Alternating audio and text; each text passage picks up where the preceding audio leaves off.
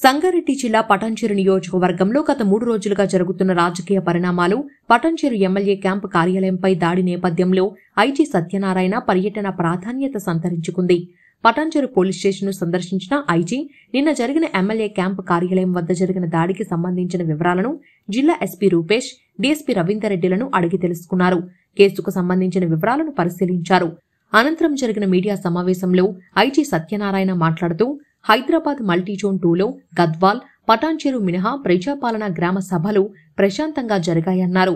పటాన్చెరు నియోజకవర్గంలో అధికార కాంగ్రెస్ పార్టీ నేతల మధ్య జరిగిన సంఘటనలు తమ దృష్టికి వచ్చాయని, ఎమ్మెల్యే గూడెం మహిపాల్ రెడ్డి క్యాంపు కార్యాలయం వద్ద జరిగిన సంఘటనకు సంబంధించి అంబేద్కర్ విగ్రహం వద్ద వరకు జరిగిన అన్ని పరిణామాలు తమ నియంత్రణలో ఉన్నాయని, క్యాంపు కార్యాలయం వద్ద ఘటన జరగటం వెనుక ఉన్న శక్తులను గుర్తిస్తామని, వారిపై చట్టపరమైన చర్యలు తీసుకుంటామని ఆయన స్పష్టం చేశారు. దాంట్లో ఎవరైతే జస్ట్ ప్రొవోక్ చేసి ఇమీడియట్గా అంత ర్యాష్గా అంటే కొద్దిగా స్పీడ్ వెళ్ళడానికి కొంతమంది కారణం. యాక్చువల్గా అయితే అంబేద్కర్ స్టాచ్యూ దగ్గర వాళ్ళు డెమోక్రటిక్ వేలో ప్రొటెస్ట్ చేసుకున్న వరకు అది పోలీసు దృష్టిలో ఉంది. సడన్గా ఆ క్యాంప్ ఆఫీస్కి వెళ్ళటం అనేది సడన్గా జరిగింది. కొంతమంది ప్రొవోక్ చేయడం వల్లే అది జరిగింది. సో వాళ్ళని ఐడెంటిఫై చేస్తున్నాం. అదేవిధంగా అసలు దానికి కారణాలు, అసలు జరిగిన విషయాలు కూడా మెటిక్యులస్గా చేసి as per law, as per facts అంటే ఇచ్చినప్పుడు ఎఫ్ఐఆర్ చేస్తాం. చేసి కొంచెం ఇన్వెస్టిగేషన్ చేసి ఎవరైతే వాళ్ళు అంటే ఒక్కోసారి అంటే నిన్నది పెద్ద మాదిరిగా వెళ్ళారు, అంతా సడన్గా ఒక 4-5 స్కేలింగ్ ఆఫ్ ద వాల్ అట్లా చేశారు. బట్ ఒక్కోసారి పోలీసులు ఒక రకంగా అక్కడ ఎలర్ట్గా ఉండడం వల్లే ఎటువంటి కన్ఫ్రంటేషన్ కానీ కొట్టుకోవడాలు మాత్రం జరగలేదు. సో ఈ కొన్ని చోట్ల మాత్రం ఇటువంటి ఇష్యూలు ఉన్నాయి కాబట్టి చాలా అప్రమత్తంగా పోలీసులు ఉన్నారు. మిగతా వాళ్ళ ఇంటర్నల్గా ఏదైతే ఉందో తగిన ఫారమ్స్లో వాళ్ళు ఇష్యూని they will take as far as police point of view, law and order point ప్రకారం మేము చట్టం ప్రకారం వ్యవహరిస్తాం. ఆ చట్ట ప్రకారం మేము చర్యలు తీసుకోవడం జరుగుతుంది. చెప్పింది కరెక్ట్ అండి. రానున్న కాలంలో ఈ సంగారెడ్డి జిల్లా జహీరాబాద్, సదాశివపేట ఇంకా చాలా ఇండస్ట్రియల్ హబ్స్గా మారే విధంగా ఉన్నాయి. కాబట్టి ఇటు ఇండస్ట్రియల్ సహకారం, ఇటు గవర్నమెంట్ వరకు ఎంతవరకు సీసీ కెమెరాలు పెట్టాలో ప్రాజెక్ట్ కింద పెట్టడం జరుగుతుంది. ట్రాఫిక్ పాయింట్ ఆఫ్ వ్యూలో, పోలీస్ పాయింట్ ఆఫ్ వ్యూలో. కానీ ఇండస్ట్రియల్ పరంగా కూడా ఇండస్ట్రియలిస్టులు అందరూ కూడా ముందుకు వచ్చి వాళ్ళకే వాళ్ళ సేఫ్టీ, వాళ్ళ సెక్యూరిటీ రూపంగా వాళ్ళు ముందుకు రావాలి.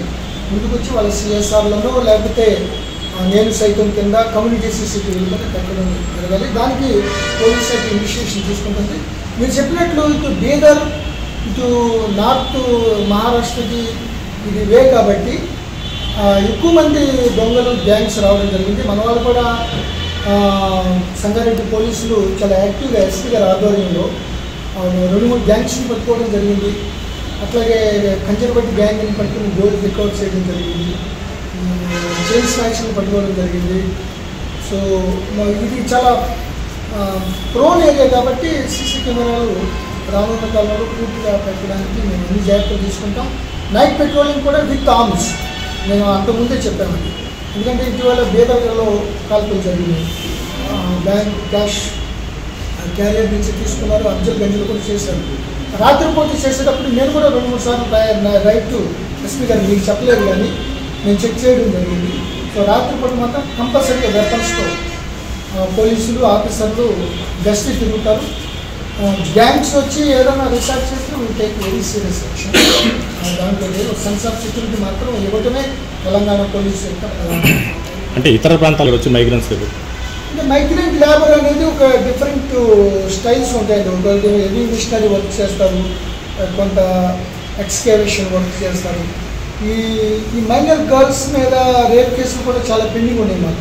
వాళ్ళే ఒకసారి అడ్రస్ ఇస్తారు, అక్కడికి వెళ్ళేదకి ట్రేస్ చేయడం చాలా కష్టం అవుతుంది. పర్టికులర్లీ ఒరిస్సా, బీహార్, జార్ఖండ్ ఏరియాలో మేము ఇండస్ట్రియల్ వాళ్ళకి కన్సర్న్ ఎస్హెచ్ఓలు ఎప్పటికప్పుడు వాళ్ళతో టచ్లో ఉండి వాళ్ళ దగ్గర పనిచేసిన వాళ్ళ డీటెయిల్స్ ఆ ఎస్హెచ్ఓలు ఒక ఇన్ఫర్మేషన్ బ్యాంక్ లాగా పెట్టుకుని వెనెవర్ ఎనీ ప్రాబ్లం వచ్చినప్పుడు సెక్యూరిటీ గార్డులు కానీ ఇక్కడ కూడా ఈవెన్ మహారాష్ట్రలో కూడా మొన్న ఆయన ఎవరో సినిమా యాక్టివ్ మీద అటాక్ చేసినప్పుడు కూడా థానేలో ఒక వర్క్ చేస్తారు. సో ఏదో work in the name of works ఇవన్నీ కూడా చేసినప్పుడు వాళ్ళు రాత్రిపూట బీజేపీ టైంలో ఇటువంటి దాడికి అవకాశాలు ఉన్నాయి కాబట్టి వాళ్ళపై స్పెషల్ వాచ్ పెట్టి ఈరోజు ఇన్స్పెక్షన్లో కూడా తనిఖీలో కూడా క్లియర్ కట్ సూచన చేయడం జరిగింది. సో పోలీస్ పాయింట్ ఆఫ్ వ్యూలో మాత్రం మేము చాలా అప్రమత్తంగా అంటే ఇక తనిఖీలో భాగంగా వచ్చి రికార్డ్స్ అన్నింటినీ వెరిఫై చేయడం జరిగింది. సంగారెడ్డి ఎస్పీ గారు, అదేవిధంగా పటాన్చేరు డిఎస్పీ గారు, మిగతా సిబ్బంది అందరూ కూడా వారికి ఇటు లా అండ్ ఆర్డర్ కానీ ఇటు ట్రాఫిక్ కానీ క్రైమ్ కంట్రోల్లో తగు సూచనలు ఇవ్వడం జరిగింది. పటాన్చేరు సంగారెడ్డి జిల్లాలోనే హెవీయెస్ట్ పోలీస్ స్టేషన్. ఒక పక్కన ఇస్నాపూర్, అట్లాగే మిగతా రుద్రారం, మిగతా ఏరియాలో కూడా ఇండస్ట్రియల్ బెల్ట్స్ ఉన్నాయి. ఇటు అమీర్పూర్ బార్డర్లో కాలనీస్ కూడా అప్కమింగ్ అవ్వడం వల్ల ఒక సెన్స్ ఆఫ్ సెక్యూరిటీ ఇవ్వడం కోసం పెట్రోలింగ్ పెంచడం, అట్లా విధంగా అత్యంత రద్దీ అయిన నేషనల్ హైవే 65లో కూడా రాత్రి కూడా ఎటువంటి జామ్స్ జరగకుండా, ట్రాఫిక్ కంజెషన్స్ లేకుండా హ్యాజల్ ఫ్రీ మూమెంట్ ఉండటానికి అన్ని జాగ్రత్తలు తీసుకుంటున్నాం. అదేవిధంగా రాత్రిపూట ఒకసారి ఇండస్ట్రియల్ ఏరియాస్ నుంచి హెవీ మిషనరీతో కూడిన క్రెయిన్స్, కంటైనర్స్ అన్నీ రావడం కూడా జరుగుతుంది. వచ్చేటప్పుడు కూడా ట్రాఫిక్ జామ్ కాకుండా రెగ్యులర్గా వెళ్ళే ప్యాసింజర్స్ కానీ బస్సెస్లో కానీ ఏమాత్రం ఈ షిరిడీ కూడా ఇదే రూట్ కాబట్టి చాలా జాగ్రత్తలు తీసుకోవాలి. అదేవిధంగా దాబాలు, హైవేలో ఉన్న దాబాలు కూడా ప్రాపర్ వాచ్ పెట్టాలని చెప్పడం జరిగింది. గత సంవత్సరం 18 రాబరీస్ జరిగితే 17 రాబరీస్ని పోలీసులు డిటెక్ట్ చేశారు. ఆ విషయంలో చాలా గుడ్ వర్క్ చేసినట్లుగా మేము భావించాలి. అట్లాగే థెఫ్ట్ కేసులు, బైక్ థెఫ్ట్ మీద కూడా కాన్సన్ట్రేషన్ చేస్తున్నారు. ఇటు ఇండస్ట్రియల్ ఏరియాస్లో ఇటు సౌత్ ఇండియా కానీ ఎక్కువగా నార్త్ ఇండియా నుంచి మైగ్రెంట్ లేబర్స్ ఎక్కువ రావడం జరుగుతుంది. వచ్చినప్పుడు కూడా చాలా మర్డర్ కేసెస్, ఈ మైనర్ గర్ల్స్ మీద అట్రాసిటీస్, పోక్సో కేసులు జరుగుతున్నాయి. దాని గురించి ఒక 6-7 ఎన్బిడబ్ల్యూస్ కూడా ఒరిస్సా, బీహార్, జార్ఖండ్, యూపీ ఏరియాలో కూడా ఉండడం జరిగింది. వాటి కోసం స్పెషల్ టీమ్ని పెట్టి పంపించడం జరుగుతుంది.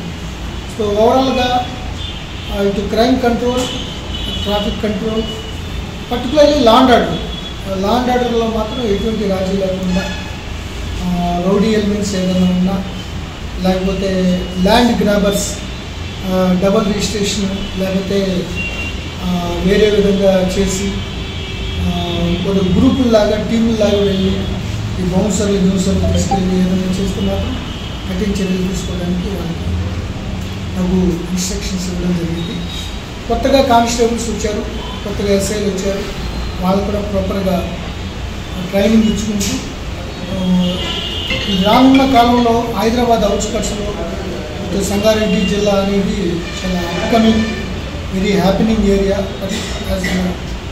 Far as industrial and other colony అంటే కాలనీస్ బాగా ఎక్కువగా ఏర్పడటానికి అవకాశం ఉన్న ఏరియా కాబట్టి పోలీసులు చాలా అలర్ట్గా ప్రాంప్ట్ యాక్షన్స్ తీసుకుంటూ ముందుకు వెళ్ళాలని వాళ్ళకి సూచించడం జరిగింది. ఓవరాల్గా సాటిస్ఫాక్టరీగా ఉంటుంది. మన 21 నుంచి 24 ఈరోజు వరకు ప్రతి గ్రామంలో అఫీషియల్గా ప్రజాపాలన గ్రామ సభలు ఏర్పాటు చేయడం జరిగింది. మిలిటరీ జోన్ 2లో ఉన్న 9 జిల్లాల్లో వందలాది సంఖ్యలో, వేలాది సంఖ్యలో అని చెప్పొచ్చు ఈ గ్రామ సభలు జరిగింది. ఈ గ్రామ సభలు జరిగినప్పుడు ఎక్కడో వెరీ వెరీ రేర్ కేసుల్లో సెలక్షన్ ఆఫ్ బెనిఫిషరీస్లో కానీ కొన్ని ప్రతిపక్షాలు యాక్టివ్గా ఉన్న ఏరియాలో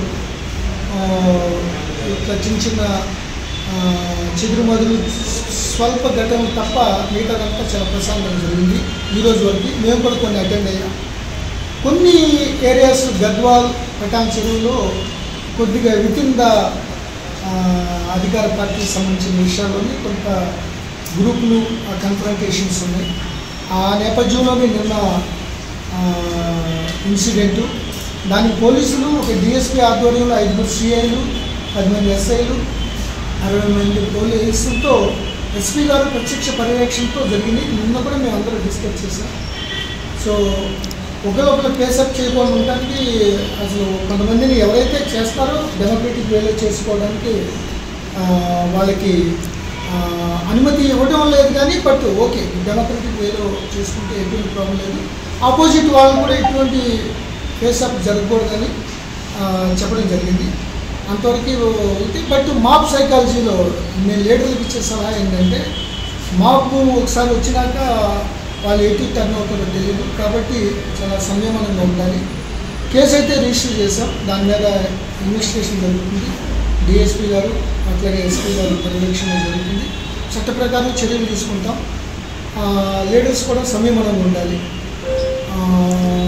అక్కడ ఉన్న ఫ్యాక్ట్స్ని బట్టి ఉన్న చట్ట ప్రకారం మేము చర్యలు తీసుకోవడం జరుగుతుంది.